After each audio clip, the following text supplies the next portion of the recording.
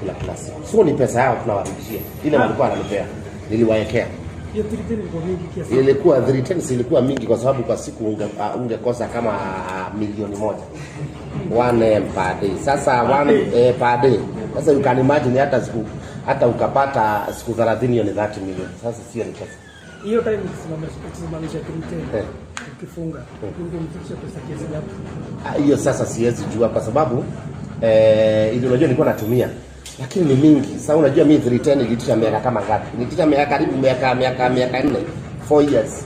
Sasa unaweza piga hesabu ya milioni per day siku kama miaka 4. Hata ukakula uwezi maliza 1 million per day for 4 years. Na ilikuwa pesa kidogo, unatoa pesa kidogo. Shilingi 310 hakuna mtu anaweza kasirika. Hata sasa hivi kasema watu watoe 30 bob.